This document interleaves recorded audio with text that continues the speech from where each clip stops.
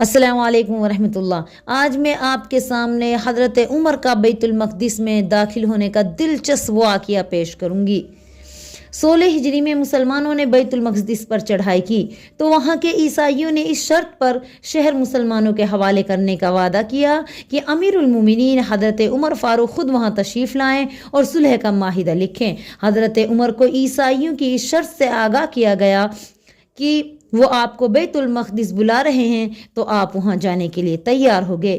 دنیا کے سب سے بڑے حکمراں نے یہ سفر کی شان سے طے کیا۔ یہ ایک بڑی مزیدار کہانی ہے۔ امیر المومنین حضرت عمر بیت المقدس جانے کے لیے مدینہ سے روانہ ہوئے تو ایک اونٹ پر سوار تھے، اس پر 2 تھیلے لدے ہوئے تھے، ایک میں ستو اور دوسرے میں کھجوریں تھیں۔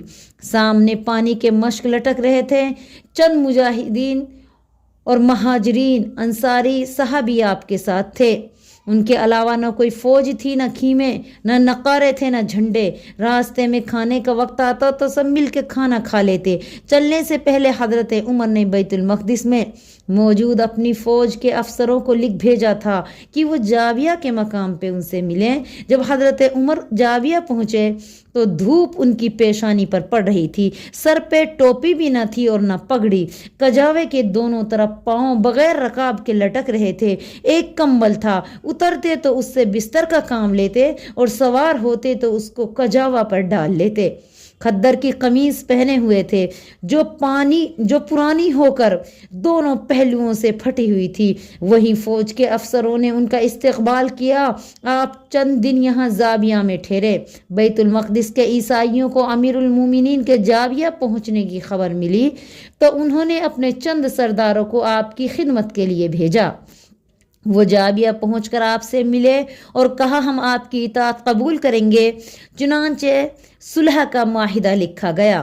جب اس پر مسلمان اور عیسائیوں کے نمائندوں نے دستخط کر دیے تو حضرت عمر بیت المقدس میں داخل ہونے کے لیے جاویہ سے روانہ ہوئے۔ بیت المقدس سے کچھ فاصلے پر ان کے خدمت میں ترکی نسل کا ایک عمدہ گھوڑا پیش کیا گیا کہ اس پر سواری ٹھیک رہے گی۔ اپنی فوج کے افسروں کی درخواست پر آپ نے کپڑے بدل لیے، گھوڑے پر سوار ہوئے تو اس نے شوخی اور اٹھلا کر چلنا شروع کیا۔ فوراً یہ فرما کر اتر گئے، کم بخت، یہ غرور کی چال تم نے کہاں سے سیکھی ہے؟ پھر نئے کپڑے بھی اتار پھینکے اور پرانے کپڑے پہن کر پیدل شہر کی طرف روانہ ہوئے۔ دروازے پر سپہ سالار حضرت ابو عبیدہ اور دوسرے افسروں نے آپ کا استقبال کیا۔ انہوں نے اس خیال سے کہ عیسائی امیر المومنین کو حقارت سے نہ دیکھیں آپ سے درخواست کی کہ نئی پوشاک پہن لے اور گھوڑے پر سوار ہو جائیں، لیکن آپ نے ان کی بات نہ مانی اور یہ فرمایا اللہ نے ہم کو جو عزت دی ہے وہ اسلام کی وجہ سے ہے، ہمارے لیے اسلام ہی کافی ہے۔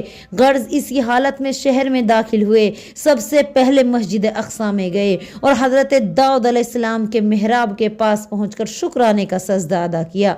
پھر عیسائیوں کے بڑے گرجے میں گئے اور ادھر ادھر پھرتے رہے۔ نماز کا وقت آئے تو گرجے کے اندر اس خیال سے نماز نہ پڑھی کہ مسلمان ان کو کہیں مسجد نہ بنا لے۔ شام میں ایک موقع پر سپہ سالار حضرت ابو عبیدہ آپ کے ساتھ سفر کر رہے تھے۔ چلتے چلتے راستے میں ایک جگہ پانی عبور کرنا پڑا۔ حضرت عمر اپنے اونٹ سے اترے، چمڑے کے موزے اتار کر ہاتھ میں لیے، اونٹ کی نکیل پکڑی اور پانی میں گھس گئے۔ حضرت ابو عبیدہ نے کہا امیر المومنین، شام کے لوگ آپ کو اس طرح پانی عبور کرتے دیکھ کر بہت حیران ہوں گے۔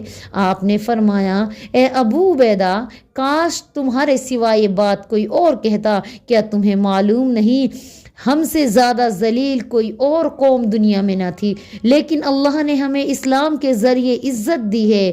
یاد رکھو اگر تم اسلام کی بخشی ہوئی عزت کے سوا اور کوئی عزت حاصل کرنا چاہو گے تو اللہ تعالیٰ تم کو ذلیل کر دے گا۔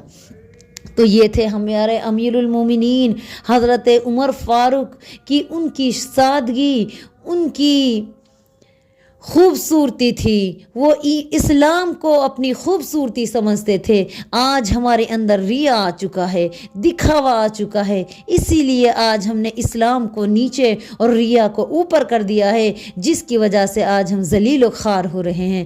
تو مسلمانوں ہوش میں آؤ، اپنے اسلام کی قدر کرو، اپنی عزت بچاؤ۔ انشاءاللہ تعالی اگر اسلام کو آپ بلند و بالا کرو گے تو اللہ تعالی آپ کو اور بلند و بالا کرے گا۔ اس طرح کی اسلامک ویڈیو دیکھنے کے لیے آپ ہمارے چینل کو لائک کریں، سبسکرائب کریں، شیئر کریں۔ السلام علیکم ورحمۃ اللہ وبرکاتہ۔